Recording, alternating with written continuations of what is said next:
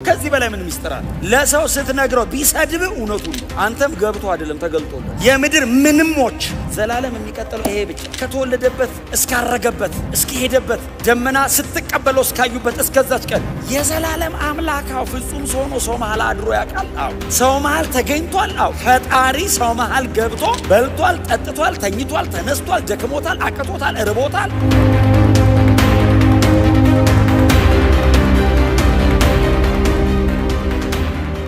ኢየሱስ በዚህ ምድር በኖረበት ዘመን ስንት ዓመት ነው የኖረው? ኢየሱስ እዚህ ምድር በኖረበት ዘመን በስጋው ወራት አይደል? ሐሳቡ 33 ዓመት ተኩል ጌታ ኢየሱስ ክርስቶስ በምድር ላይ ስጋ ለብሶ የተመላለሰበትን በስጋው ወራት ነው የሚለው። እኛ ሀገር ኢየሱስ አምላክ ነው የሚለው ብዙ አይከብደንም። ሰው ነው የሚለውን ግን የኛን ድካም፣ የኛን ኃጢአት፣ የኛን አመፀኝነት እናይና ይሄንን ሰውነት ሙሉ በሙሉ እንደተካፈለ ለመቀበል ይጨንቀናል። ኢየሱስ ፍጹም ሰው ነው ሲባል አዎ ነው እንልና ግን እውነቱን መቀበል ይጨንቀናል። ጌታ ኢየሱስ ክርስቶስ ፍጹም ሰው ሆኖ በምድር ላይ ተመላልሷል። ምክንያቱም አንድ የመጽሐፍ ቅዱስ ክፍል አለ አይደል? ኢየሱስ በስጋ እንደመጣ የማይቀበል የተረገመ ይሁን የሚል። እኛ ከሰበክነው ወንጌል ማንም የተለየ ሌላ ወንጌል ቢሰብክላል አይደል ያለው። አሁን ጳውሎስ የሰበከው ወንጌል ምን አይነት ወንጌል ነው? በመንፈስ የተጸነሰ ከቅድስት ድንግል ማርያም የተወለደ ፍጹም ሰው የሆነ ማለት ነው። በጴንጤናዊ ጲላጦስ ዘመን የተሰቃየ ተላልፎ የተሰጠ በመስቀል ላይ የሞተ የተቀበረ የተነሳ ፍጹም ሰውነቱ እኮ ነው። በፍጹም ሰውነቱ በምድር ላይ ያከናወነው ነው። ስለዚህ የጳውሎስ ስብከት ይሄ ነው። እኛ ከሰበክነው ከዚህ ወንጌል የተለየ ማንም አይደል? የሰማይ መልአክ ቢሆን አይደል ያለው። ቀጥሎ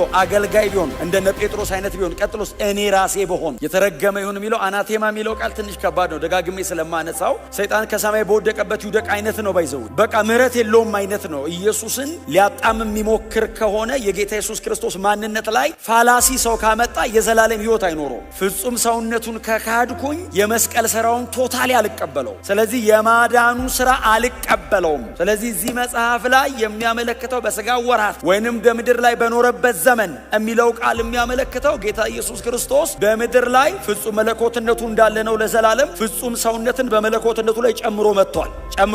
ሰውነትን ገንዘብ አድርጓል። 33 ዓመት ተኩል ምድር ላይ ሲመጣ ለዘላለም አምላክ ነው፣ እግዚአብሔር ወልድ ነው። ሰውነትን ጨምሯል በላዩ ላይ። በምድር ሲወጣ ሲገባ ሲመላለስ ሁላችን የሚገጥመን ገጥሞታል። ሁላችን የምናልፍበትን አልፎበታል። በሁላችን የደረሰ ደርሶበታል። ከኃጢአት በቀር የሆነውን ሁሉ ሆኗል። ከኃጢአት በቀር በነገር ሁሉ አይደል እንደኛ የተፈተነ እንጂ በድካማችን ሊራራልን የማይችል ሊቀ ካህናት የለንም። ፍጹም ሰው ስለሆነ የጥላውን ድካም፣ የጥላውን ማጣት፣ የጥላውን ሊሚቴሽን፣ የጥላውን ኢንፊርሚቲ ኢየሱስ አንደርስታንድ ያደርገዋል። ለምን? ከእኔ ይልቅ በፍጽምና ደረጃ አይቶታል። መዋረድን ጥላውን ኤክስፔሪየንስ ሊያደርግ ከሚችለው በላይ ኢየሱስ አድርጎታል። በምድር ላይ ሰው ሆኖ ሊገጥም የሚችል ኃጢአት ወደ ኢየሱስ የመጣው በጥላው ሌቭል ብቻ አይደለም። ጥላውንን ቢፈትነው የሚፈትነው አንድ ጭፍራ ሴጣን ነው። የፈለገ የዚህ ሀገር የዚህ ከተማ ገዢ ሊሆን ይችላል፣ ጭፍራ ነው። አርክኤንጅሉ ነው ኢየሱስን ለመፈተን የመጣው። የወደቀው ዋናው የቀደመው እባብ ነው ቴምት ሊያደርገው የመጣው። አልቲሜትሊ ኢየሱስ የመጨረሻ ደረጃ ላይ ቀርቦለታል። ከኔ በላይ ገጥሟል። ኃጢአት ግን ውስጡ የለም፣ በደጁም አላለፈ፣ ኤክስፔሪየንስ አላረገው። የዘላለም አምላካው ፍጹም ሰው ነው። ሰው መሃል አድሮ ያውቃል። አዎ ሰው መሃል ተገኝቷል። አዎ ፈጣሪ ሰው መሃል ገብቶ በልቷል፣ ጠጥቷል፣ ተኝቷል፣ ተነስቷል፣ ደክሞታል፣ አቅቶታል፣ እርቦታል፣ ምግብ ግዙ ብሏል፣ አቃተኝ ብሏል፣ ደከመኝ ብሏል፣ እንቅልፍ ይዞታል። አዎ ሪል ነው። አዎ ከዚህ በላይ ምን ሚስጥር አለ? ለሰው ስትነግረው ቢሰድብ እውነቱን ነው። አንተም ገብቶ አይደለም ተገልጦልህ። በፍጹም አይብራራም። የዘላለም አምላክ የ33 ዓመት ወጣት ሆነ። እንዲህ ፓራዶክስ የሚጋጭ የሚመስል ግን ብርሃን ነው፣ መገለጥ ነው፣ እውነትም ነው። ደግሞ እውነት ነው። የዘላለም አምላክ የሚቆጠር ዘመን ውስጥ ገብቷል። ምድር ላይ በኖረበት ዘመን በስጋ ወራት ተባለለት። በስጋ ወራት እንግዲህ ሁሌ እንደምታጠኑት የሉቃስ ወንጌል ለምንድን ነው ፈሪሳውያን ኢየሱስን ያሰቃዩት? እናውቃለን አሉት። እኛ ሰፈራን የኖርከው ምንድነና ነው? ከማን ተለይተ ነው? የተወሰነ ሽባ ተርትረ ውራብረት የሞተ ስላስነሳ ነው እንዴ? ይሄንን የኛም ነቢያት ድሮና ኤልያስም ሌሎቹም እኮ አድርገውታል። ምን የተለየ ነገር አለ አሉት። መገለጥ ነው። እግዚአብሔር አምላክ ነው፣ ለኛም በራልን። መጽሐፍ ቅዱስ እሱ ነው የሚለው። እግዚአብሔር አምላክ ነው፣ ታዲያ በራልን።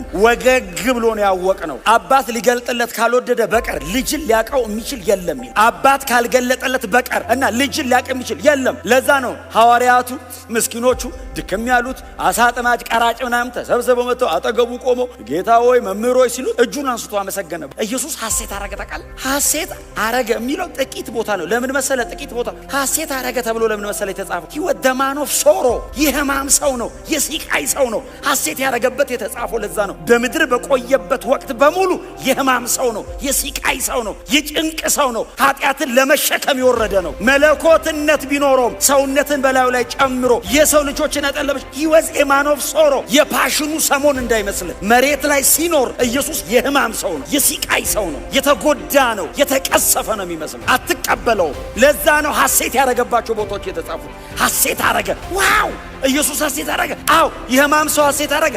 አዎ በምን? ከታላላቆች ደብቀ ለነዚህ ለታናናሾች እኔን ገለጥክላቸው። ማን ነው ገላጭ? አብ። ለማን የተገለጠ? ለኛ ለደካሞቹ፣ የምድር ምናምንቴዎች፣ የምድር ምንሞች። ዘላለም የሚቀጥለው ይሄ ብቻ። ከተወለደበት እስካረገበት እስከሄደበት ደመና ስትቀበለው እስካዩበት እስከዛች ቀን ከየት ጀምሮ?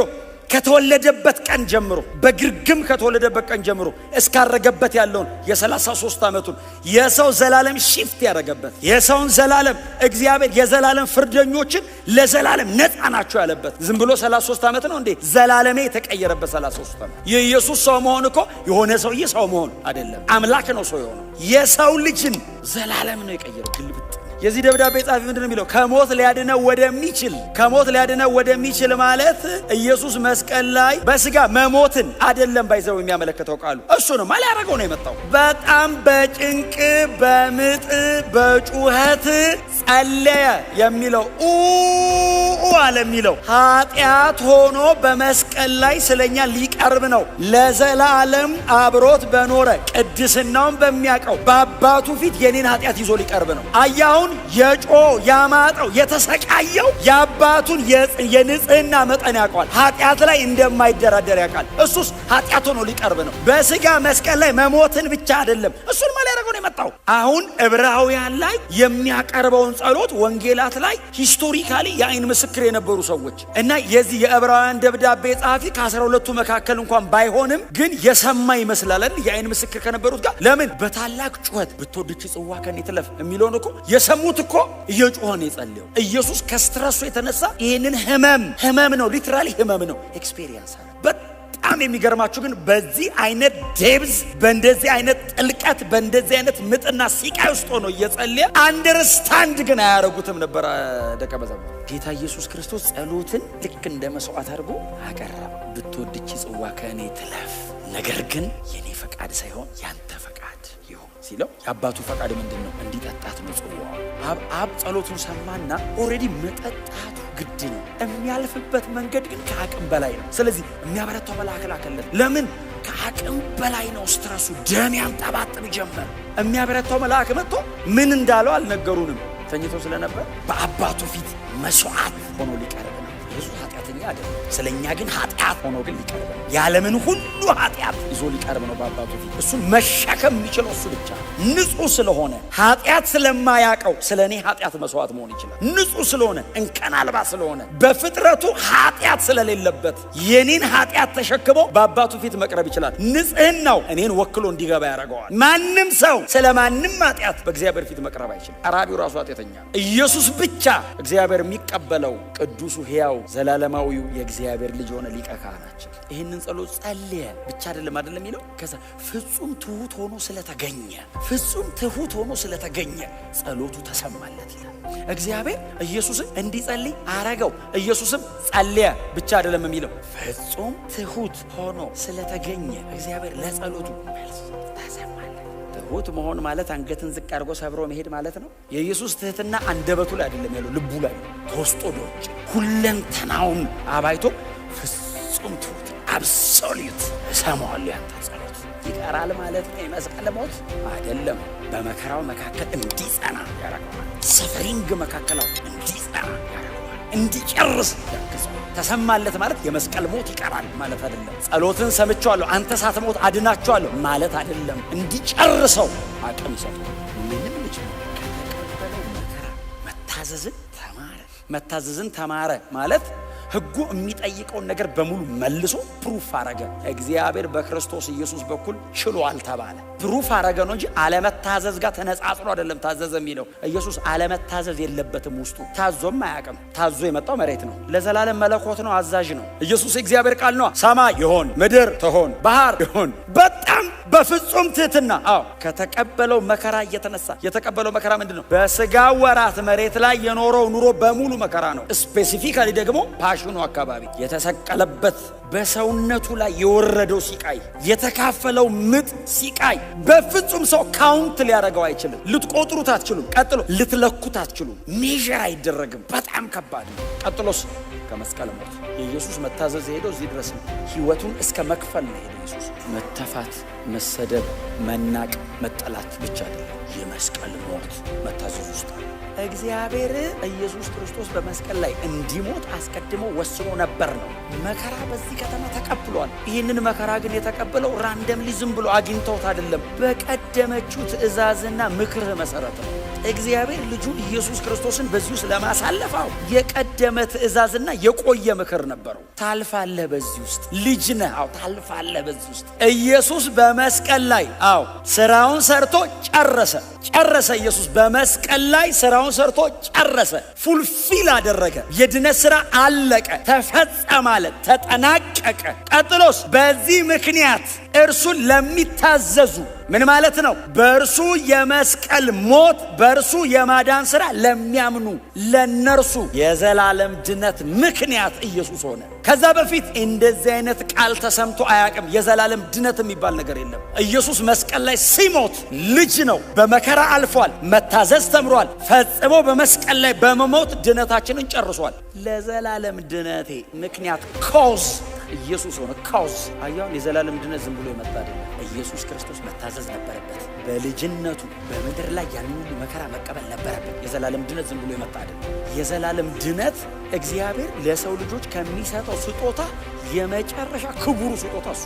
ምንም ነገር እግዚአብሔር ቢሰጠኝ ከዚህ በኋላ ይሄንን የሚያክል አይሰጠኝ። ምንም ነገር እግዚአብሔር ቢሰጠኝ የሚሰጠኝ በዚህ ምክንያት ነው የሚሰጠኝ። ምንም እግዚአብሔር ካረገልህ የሚያረግልህ ይሄንን አይቶ ነው የሚያረግልህ። የመጨረሻ ስጦታችን የኢየሱስ ክርስቶስ የመስቀል ሥራ ነው። የኢየሱስ መታዘዝ ነው። የዘላለም ድነት አይኖቼ ለሰው ሁሉ የተዘጋጀውን መዳን አይተዋል። ለሰው ሁሉ የተዘጋጀ አዳኝ አይደለም ያለው መዳን። ድነት ስጋ ለበሰ።